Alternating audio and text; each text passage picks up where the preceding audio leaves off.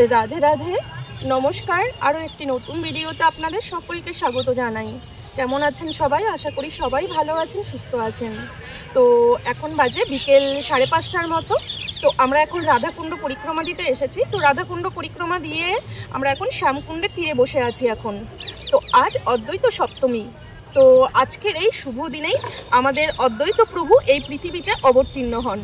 তো অদ্বৈত প্রভু কে ছিলেন এটা হয়তো আমরা অনেকেই জানি, যে পঞ্চতত্ত্ব আছেন গৌরাঙ্গ মহাপ্রভু, নিত্যানন্দ প্রভু, অদ্বৈত প্রভু, গদাধর প্রভু, শ্রীবাস প্রভু। এই পঞ্চতত্ত্বের এক তত্ত্ব হচ্ছেন শ্রী শ্রী অদ্বৈত প্রভু।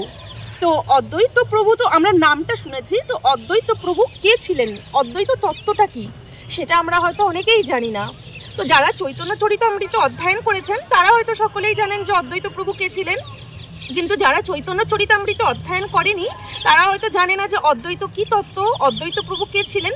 তো সেটা প্রথমে আমাদের জানা দরকার। আর অদ্বৈত সপ্তমী ব্রত আমরা কেন পালন করি, এই অদ্বৈত সপ্তমী ব্রত আমরা কিভাবে পালন করি সেটাও আমাদের জানা দরকার। অদ্বৈত সপ্তমী ব্রত আমাদের কেন পালন করা কর্তব্য সেটাও জানা দরকার। তো সেই বিষয় নিয়ে আজকে আমি তোমাদের কিছু কথা বলবো। তো যাই হোক, তো অদ্বৈত প্রভু কে ছিলেন সেটা প্রথমে বলি, যে অদ্বৈত প্রভু ছিলেন পঞ্চতত্ত্বের এক তত্ত্ব। তো অদ্বৈত প্রভু জন্মগ্রহণ করেন নবদ্বীপে, মানে নবদ্বীপের কাছে শান্তিপুর গ্রামে, মানে ওয়েস্ট বাংলার, মানে পশ্চিম বাংলার শান্তিপুর গ্রামে অদ্বৈত প্রভু জন্মগ্রহণ করেন। তার নবদ্বীপেও একটা বাড়ি ছিল। তো অদ্বৈত প্রভুর বাবার নাম ছিলেন কুবের পণ্ডিত আর মায়ের নাম ছিলেন শ্রী নাভাদেবী। আর অদ্বৈত প্রভুর 2 স্ত্রী ছিলেন আর 4 পুত্র ছিলেন। তো এই অদ্বৈত প্রভুর আমরা এটা বাহ্যিক পরিচয় পাচ্ছি, কিন্তু তত্ত্বে অদ্বৈত প্রভু কি, অদ্বৈত প্রভুর তত্ত্বটা কি, যেটা আমরা চৈতন্য চরিতামৃতে দেখতে পাই সেটাই আমি তোমাদেরকে বলবো। যে অদ্বৈত প্রভু ছিলেন মহাবিষ্ণুর অবতার। তিনি পঞ্চতত্ত্ব ছিলেন, মহাপ্রভু, নিত্যানন্দ প্রভু, অদ্বৈত প্রভু, গদাধর, শ্রীবাস। তো পঞ্চতত্ত্বের এক তত্ত্ব। তো অদ্বৈত ঈশ্বর তত্ত্ব, ঈশ্বর তত্ত্বর মধ্যে মহাপ্রভু, নিত্যানন্দ প্রভু আর অদ্বৈত প্রভু। মহাপ্রভু যখন এই পৃথিবীতে লীলা করতে এলেন, তিনি যখন নবদ্বীপ ধামে জন্মগ্রহণ করলেন, তো তিনি যাদের সাথে লীলা করবেন তো তাদেরকে প্রথমে পৃথিবীতে অবতীর্ণ করালেন। তো তার মধ্যে অদ্বৈত প্রভুও ছিলেন। তো মহাপ্রভুর অনেক আগে কিন্তু অদ্বৈত প্রভু এই পৃথিবীতে অবতীর্ণ হয়েছেন। তো এই অদ্বৈত তত্ত্বটা কি, অদ্বৈত হচ্ছেন মহাবিষ্ণুর অবতার। তো এবার আমাদের মনে প্রশ্ন জাগা উচিত যে মহাবিষ্ণু কে ছিলেন। তো মহাবিষ্ণু কে ছিলেন এটা হয়তো আমরা অনেকেই জানি না। তো মহাবিষ্ণু ছিলেন হচ্ছেন এই যে পুরো বিশ্ব ব্রহ্মাণ্ড দেখতে পাচ্ছ, এই পুরো বিশ্ব ব্রহ্মাণ্ডের একমাত্র মালিক হচ্ছেন মহাবিষ্ণু। এই মহাবিষ্ণু কিন্তু নারায়ণের অংশ, মানে এগুলো বলতে গেলে সব ঈশ্বর তত্ত্ব এক জিনিসই, মানে ভগবান একটাই অনন্ত রূপে আছেন। তো সেই মহাবিষ্ণুর অবতার হলেন অদ্বৈত প্রভু। আর অনেকে আবার মানেন যে সদাশিবের অবতার হচ্ছেন অদ্বৈত প্রভু। আমরা সদাশিবের অবতারও মানি, আবার মহাবিষ্ণুর অবতারও মানি। তো সেই মহাবিষ্ণুর অবতারই হলেন অদ্বৈত প্রভু। তো অদ্বৈত নামটা কেন হলো, এই অদ্বৈত নামটা কেন হলো, ভগবান মানে ঈশ্বরের সঙ্গে অভিন্ন বলে নাম হলো অদ্বৈত। আর আচার্য, অদ্বৈত আচার্য প্রভু কেন নাম হলো, আচার্য কেন নাম হলো, তিনি সকল মানুষকে, এই পৃথিবীর সকল মানুষকে কৃষ্ণ ভক্তি শিক্ষা দেন বলে তার নাম হলো আচার্য। তো এই অদ্বৈত সপ্তমী মানে আজকের এই শুভ সপ্তমী তিথিতেই অদ্বৈত প্রভু পৃথিবীতে অবতীর্ণ হলেন। তো অদ্বৈত প্রভু হলেন ঈশ্বর তত্ত্ব মহাবিষ্ণুর অবতার। এই জন্য আজকের এই শুভ দিনে অদ্বৈত প্রভু যখন অবতীর্ণ হলেন, তো আমাদের এই দিনটিতে একান্তই ব্রত করা পালনীয়। এটা আমরা হয়তো অনেকেই ব্রত পালন করি না, কিন্তু আমাদের গৌড়ীয় বৈষ্ণব মতে যারা দীক্ষিত আছেন, যারা গৌড়ীয় বৈষ্ণব মতে ভক্তিপথে আছেন, তারা কিন্তু এই অদ্বৈত প্রভুর ব্রত অবশ্যই পালন করবেন। কারণ তিনি মহাপ্রভু, নিত্যানন্দ প্রভু, অদ্বৈত প্রভু, তিনি মহাপ্রভুর থেকে তো আলাদা নন কখনোই। তো আমরা যদি গৌর পূর্ণিমা মহাপ্রভুর ব্রত পালন করি, নিত্যানন্দ প্রভুর ব্রত পালন করি, তো অদ্বৈত প্রভুর ব্রত কেন পালন করব না? কারণ মহাপ্রভু থেকে অদ্বৈত প্রভু তো আলাদা নন, অদ্বৈত প্রভু হলেন মহাবিষ্ণুর অবতার। তো সেই মহাবিষ্ণুর অবতার অদ্বৈত প্রভু বলে অদ্বৈত প্রভুর জন্ম উৎসব অবশ্যই আমরা ব্রত পালন করব। তো আমি আবার অনেক জায়গাতে দেখেছি কেউ দুপুর পর্যন্ত উপবাস থাকেন। সত্যি কথা বলতে কোনো শাস্ত্রেই লেখা নাই যে দুপুর পর্যন্ত উপবাস। দুপুর পর্যন্ত উপবাস তো আমরা এমনিতেও করি সব ব্রততে। আমরা যেদিন ব্রত করি তো সেই ব্রতে তো প্রতিদিন আমরা দুপুর পর্যন্ত 12টা পর্যন্ত তো না খেয়েই থাকি। তো আমরা যেভাবে এই একাদশী ব্রত পালন করি ঠিক সেইভাবেই কিন্তু আমরা এই অদ্বৈত ব্রতও পালন করব। এই অদ্বৈত সপ্তমী ব্রত যেমনিভাবে একাদশী ব্রত আমরা পালন করি ঠিক তেমনিভাবেও কিন্তু এই অদ্বৈত ব্রত আমরা পালন করব। একাদশী ব্রত, অদ্বৈত সপ্তমী, তারপরে আবার দুদিন পরে একাদশী আছে, আবার দুদিন পরে নিত্যানন্দ ত্রয়োদশী আছে। তো নিত্যানন্দ ত্রয়োদশীতেও আমরা এইভাবে একইভাবে ব্রত পালন করব যেভাবে আমরা একাদশী ব্রত পালন করি।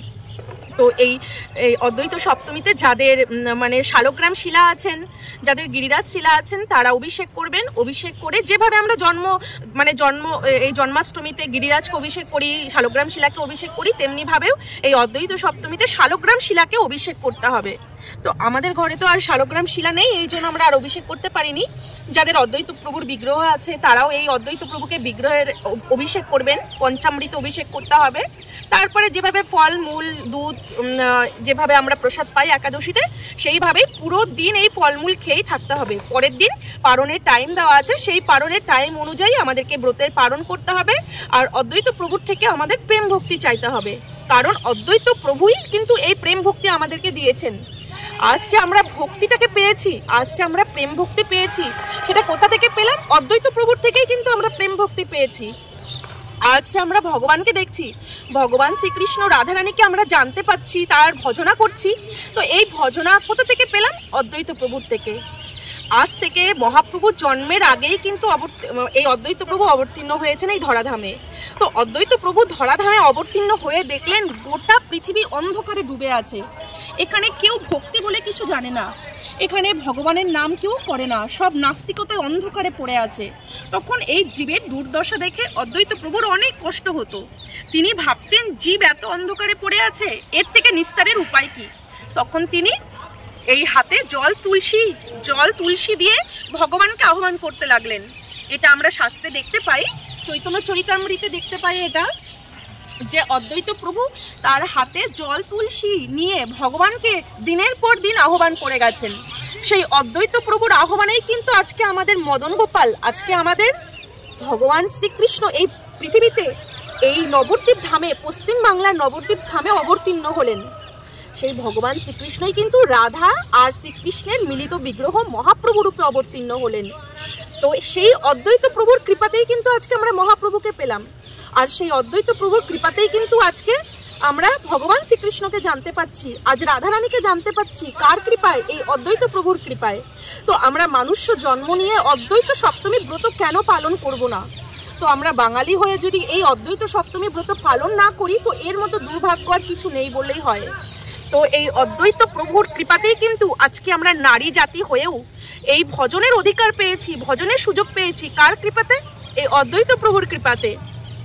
তো আমি চৈতন্য চরিতামৃতে একটা জিনিস দেখতে পেয়েছি, সেখানে আমাদের এই আজ থেকে প্রায় 500 বছর আগে এই নারী জাতি, এই শূদ্র জাতি, এনারা কিন্তু ভজনের মানে অধিকার থেকে অনেক বঞ্চিত ছিলেন।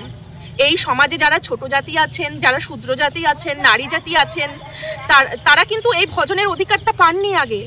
তখন অদ্বৈত প্রভু মহাপ্রভুর থেকে বর চেয়ে নিলেন, তুমি যদি ভক্তি বিলাইতেই হয়, তুমি তো মহাপ্রভুকে অদ্বৈত প্রভু বললেন, তুমি তো ভক্তি বিলানোর জন্যই এই পৃথিবীতে অবতীর্ণ হলেন, তো এই ভক্তি যদি দিতেই হয়, তুমি এই সমাজের যারা নিচ জাতি, যারা শূদ্র জাতি, যারা নারী জাতি, অবলা জাতি, তুমি তাদেরকে প্রেম ভক্তি বিলাও, তারাও যেন তোমার কৃপাতে এই ভক্তিপথে অধিকার প্রাপ্ত হয়। তখন মহাপ্রভু তথাস্তু বলে বর দিলেন। তো আজকে যে এতদূর ভক্তি পর্যায়ে নারী জাতিও এগিয়ে গেছে, আজ থেকে সমাজের যারা ছোট জাতি আছেন, ক্ষুদ্র জাতি আছেন, সকলেই কিন্তু আজকে ভক্তির অধিকার প্রাপ্ত হয়েছেন। কার কৃপাতে? এই অদ্বৈত প্রভুর কৃপাতে। তো আজ আমরা মানুষ্য জন্ম নিয়ে যদি অদ্বৈত প্রভুর আরাধনা না করি, তো এই মানুষ্য জন্ম নেওয়াটাই বিফলে চলে গেল।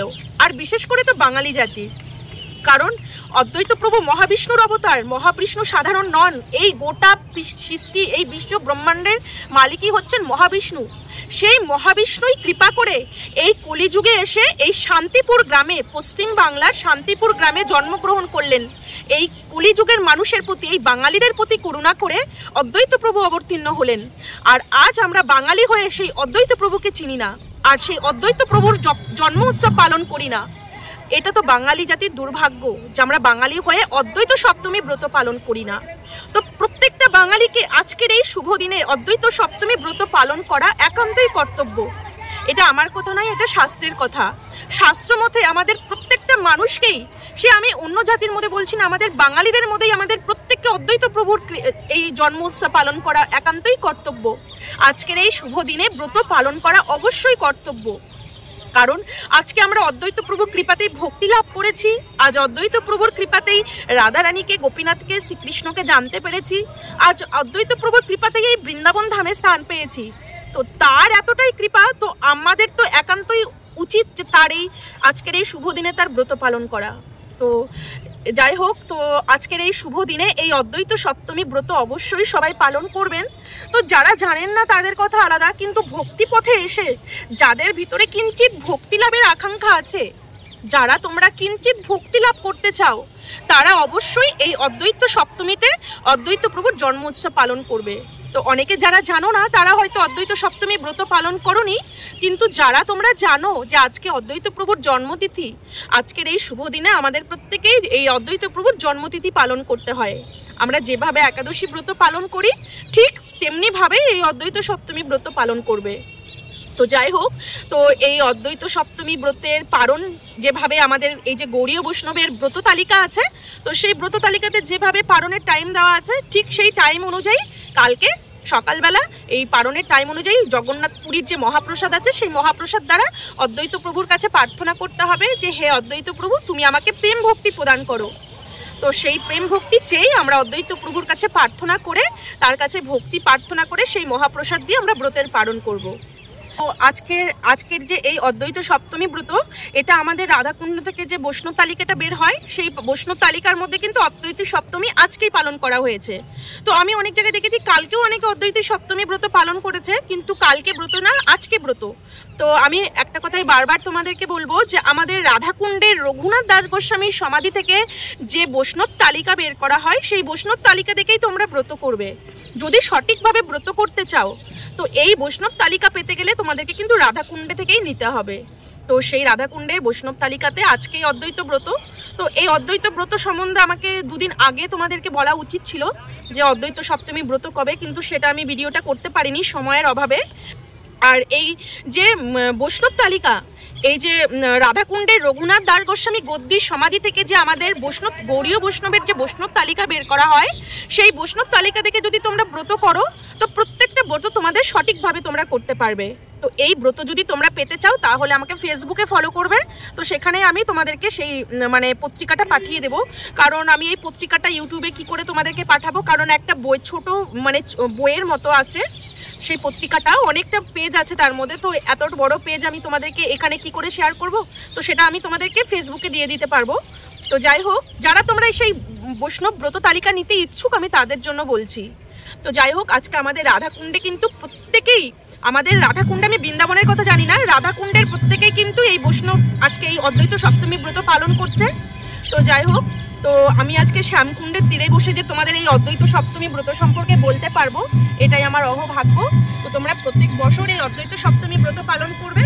তো আজকের মতো ভিডিওটা আমি এখানে শেষ করছি। আর সঙ্গমে এখন আরতি হচ্ছে, দেখতেই পাচ্ছ, কারণ এখন প্রায় সন্ধে হয়ে গেছে, সন্ধ্যা আরতি হচ্ছে। সন্ধে হয়নি ঠিক, কিন্তু সন্ধে হওয়ার মধ্যে। তো যাই হোক, আজকের মতো এখানেই শেষ করছি। সবাই ভালো থাকবেন, সুস্থ থাকবেন, আবার দেখা হবে পরের ভিডিওতে। রাধে রাধে।